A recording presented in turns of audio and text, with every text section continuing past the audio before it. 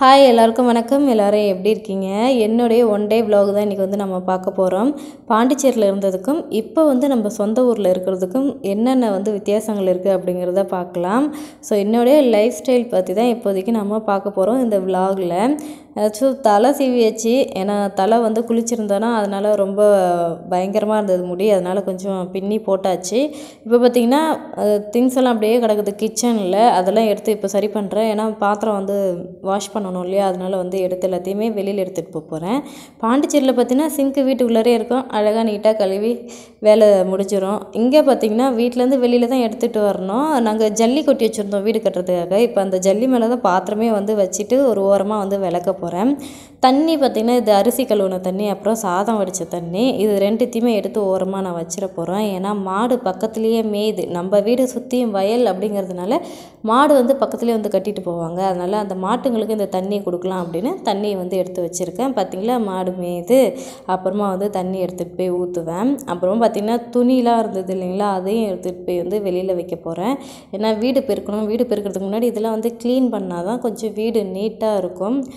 கொஞ்சம் சின்ன வீடாக இருக்கிறதுனால கொஞ்சம் கச்சகச்சான்னு இருக்கும். அதனால் இதெல்லாம் கொஞ்சம் நீட் பண்ணி வச்சோம் அப்படின்னா கொஞ்சம் நீட்டாக இருக்கும் வீடு.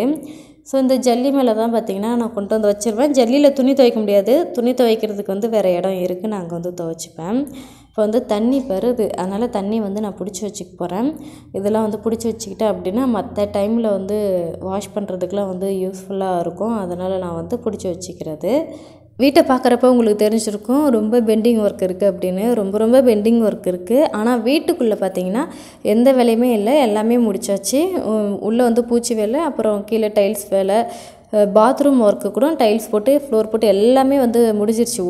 உள்ளே வந்து அட்டாச்சு பாத்ரூம் தான் போட்டிருக்கோம். அதனால் உள்ளே வந்து எந்த வேலையுமே கிடையாது. வீட்டுக்கு வெளியில் தான் பூச்சி வேலை இருக்குது.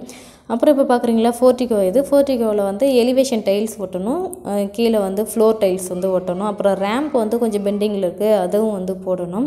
ஸோ சூழ்நிலை சரியில்லை. அதனால் பார்த்திங்கன்னா உள் வேலையை முடிச்சுட்டு வீட்டுக்குள்ளே பால் காய்ச்சிட்டு வந்தாச்சு. வந்ததுக்கப்புறமா வெளியில் வந்து பார்த்துக்கலாம், செஞ்சுக்கலாம் அப்படின்னு வந்து சூழ்நிலை கொஞ்சம் சரியில்லாததுனால நாங்கள் வர வேண்டிய கட்டாயம் சொந்த வீட்டுக்குள்ளே, அதனால் வந்து வந்தாச்சு.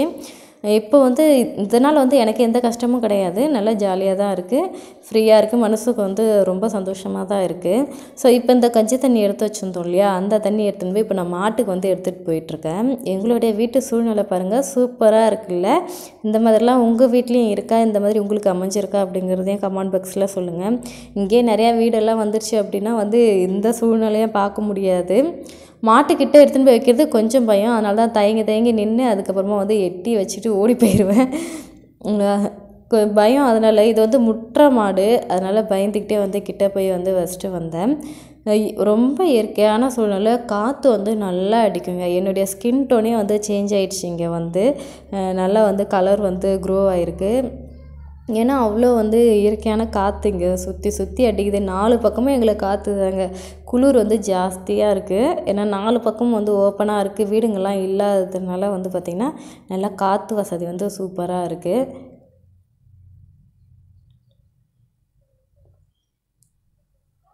இப்படி தான் வந்து என்னுடைய லைஃப் ஸ்டைல் வந்து போயிட்டுருக்கு. இந்த லைஃப் ஸ்டைல் உங்களுக்கு பிடிச்சிருக்கா, பார்க்குறதுக்கு எப்படி இருக்குது வீடியோவில் அப்படிங்கிறத கண்டிப்பாக வந்து கமெண்ட் பாக்ஸில் சொல்லுங்கள். ஏன்னா பாண்டிச்சேரியில் இருந்தது வந்து வேறு, எல்லாமே வீட்டுக்குள்ளே தான் வேலை எல்லாமே. இங்கே பார்த்திங்கன்னா எல்லாமே வெளியில் வேலை. ஏன்னா இன்னும் வந்து இழுத்து பின்னாடி கட்டணும், கம்பி விட்டு வச்சுருக்கோம். ரூம், கிச்சன் இது எல்லாமே வந்து நாங்கள் கட்டணும். கட்டுற வரைக்கும் நான் இதில் தான் வந்து அட்ஜஸ்ட் பண்ணி ஆகணும். அதனால் வந்து இது வந்து எனக்கு வந்து பிடிச்சிருக்கு.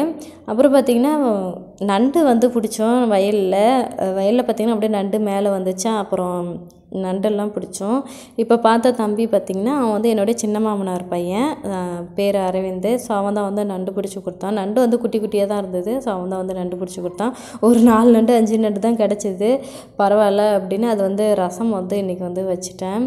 ஸோ இதுதான் வந்து என்னுடைய ஒன் டே விலாகு. இன்னும் நிறையா எடுக்கலை, இருந்தாலும் பரவாயில்ல, இது வந்து உங்க கூட வந்து ஷேர் பண்ணிக்கலாம். என்னுடைய லைஃப் ஸ்டைல் வந்து இப்போதைக்கு இப்படி தான் வந்து போயிட்டுருக்கு. இந்த வீடியோ பிடிச்சிருந்தா லைக் பண்ணுங்கள், மறக்காமல் சப்போர்ட் பண்ணுங்கள். பாய்.